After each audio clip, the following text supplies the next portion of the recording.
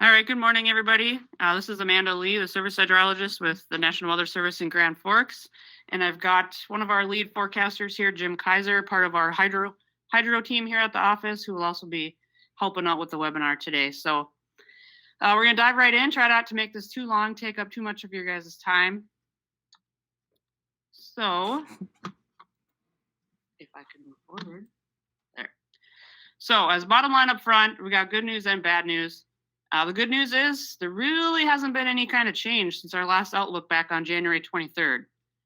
That's regarding weather conditions, snowpack conditions, or river outlook information, since we really haven't had a whole lot of precipitation since that outlook.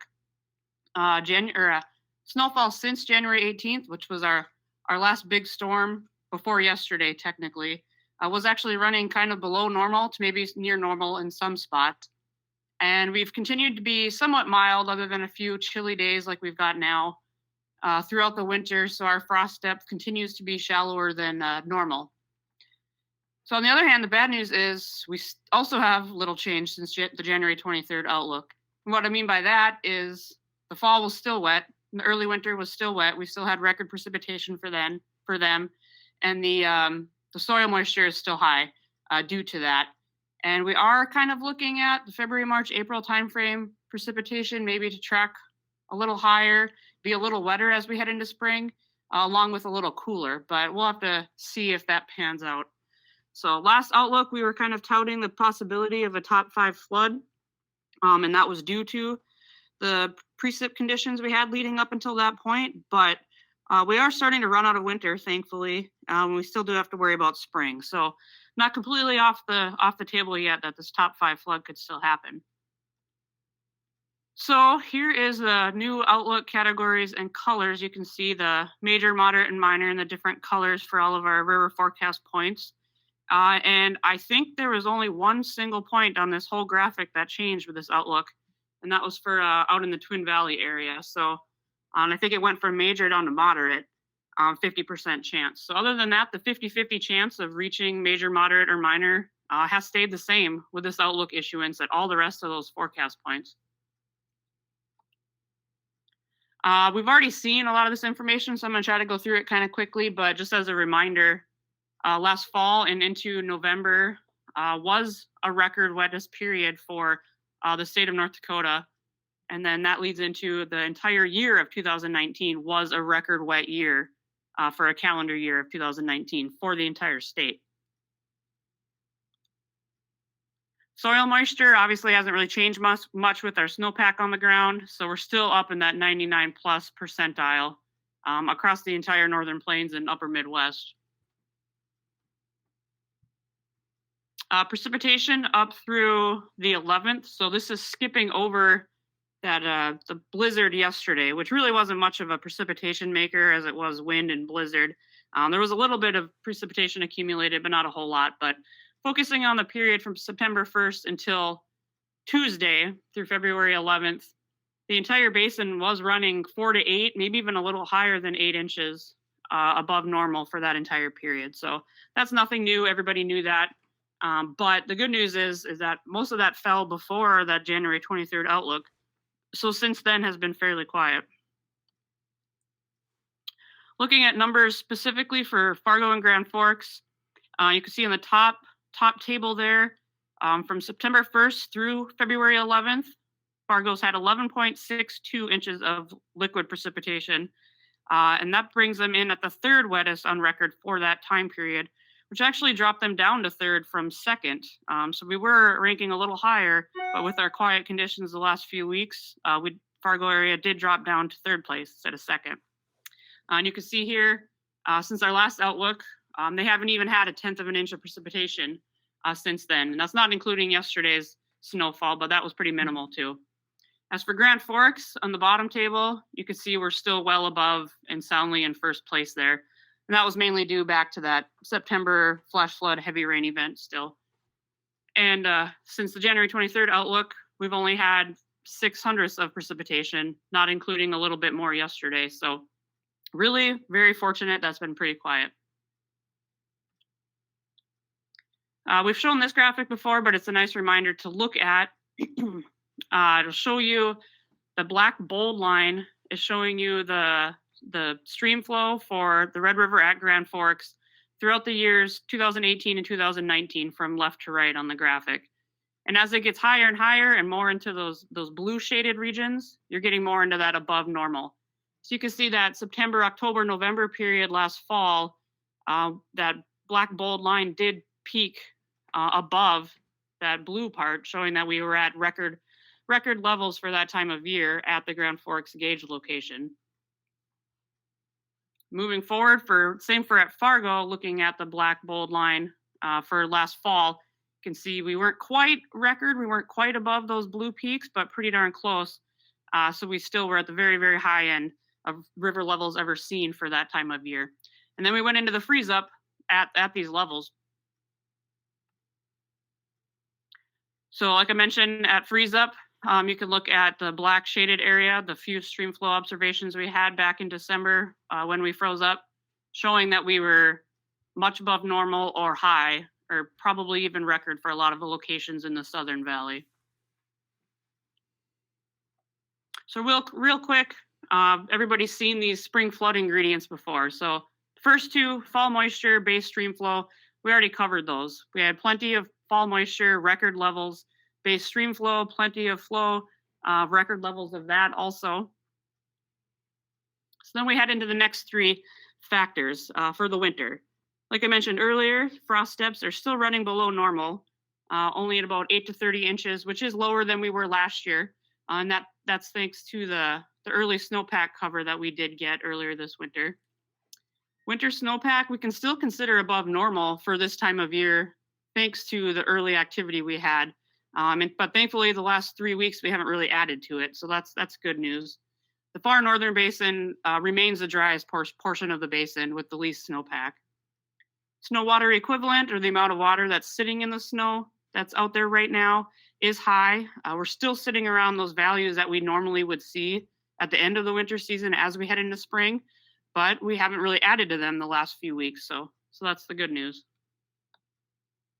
So real quick, going through frost depth, generally 10 to 30 inches across the northern 2/3 of the basin. In the south, a little less, but still kind of around normal, even lower than normal. So we are a little shallower, not frozen as deep as we were, especially last spring. Snow depth, this is as of yesterday, kind of a general range of 10 to 20 inches across the heart of the basin. And then the far southern basin and over into the Devil's Lake Basin has less, maybe 6 to 12, 6 to 15, 6 to 16, kind of in those ranges. So it is a little high for this time of year since we still do have some winter to go, but we haven't been adding to it. Same thing with the snow water equivalent in that snowpack, kind of 3 to 5 inches up and down the valley, lesser in the south and the north, and then over towards the Devil's Lake Basin. So kind of that Oslo to Grand Forks down through Fargo, and then either side of the red are definitely the hardest areas where they have more water content in their snow. A quick comparison graphic, there's kind of a lot of words on here. February 2011, so at this time, back in 2011, we did have 1 to 3 more inches of water in the current snowpack in the southern and central valley. So that's good news that 2011 was still a bit higher than we're sitting right now. And as a side note down at the bottom, February 97 also had higher snow water content, while February 2009 actually had less. So it kind of depends also, as everybody knows, how the spring is going to play out. So the amount of liquid water in the snow isn't the end all be all for what kind of flood we're going to see. It's just one of the indicators. So what's next? The last two ingredients, how is the spring thaw cycle going to go? And are we going to see any spring rains? So obviously that's yet to be determined, but they're going to end up being pretty big factors as we head down the stretch here. So what's upcoming weather-wise? Here's for the next week, precipitation. So through next Wednesday, pretty much not a whole lot expected. A few weak minor systems quickly passing through might bring a little bit of some light snowfall, but generally less than 1/10 of liquid precip expected. Moving into the week after that, so we're kind of looking at that February 20th to 26th timeframe. maybe we'll move into some above normal temperatures, get out of this freezing cold that we're in right now, and be a little quieter precipitation rise. And then after that, for the rest of the end of February, maybe a little more active at the end of the period. Kind of hard to tell at this point. This outlook was issued a few weeks ago already, so we'll have to remains to be seen what will happen towards the end of February. And lastly, the February, March, and April outlook, so getting us through the bulk of our melt. The same outlook that was issued on January 16th hasn't been updated quite yet. Continues to show below normal temperatures and above normal precipitation. So if that were to come true, that would lead us to our delayed melt with the potential for quicker runoff, a faster melt with maybe some rain on top of it. But this should be updated here in the next few days. So we'll see how that changes. So real quick, here's our graphic again showing moderate to major flooding pretty much across a good extent of the valley, but not a whole lot different from what we put out with our last outlook. I'm just going to run through a few quick hits of the highest forecast locations at this point. So the Wild Rice River area, we are expecting to see quite a bit of runoff down there. Pretty good chances for being above major no matter what happens from here on out, maybe even towards that high end. So,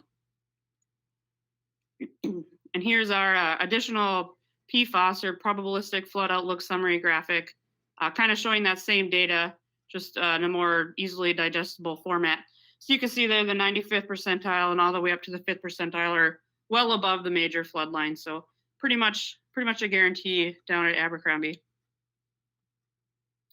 For Fargo, the same thing. These numbers actually changed very little. The biggest difference at Fargo was kind of that 95 to 98, 99 percentile did bump up a little bit, while the higher end up here at your 1-2% did go down a little bit. So they did start to narrow that range a little bit for the Fargo area, which we'll see more and more as we get closer to the spring. But it's still going to depend on how the rest of the spring plays out, but pretty solidly into the major flood category with the current conditions that we have out there right now for Fargo. Same thing shown here, 95% and downward is all above the major flood category.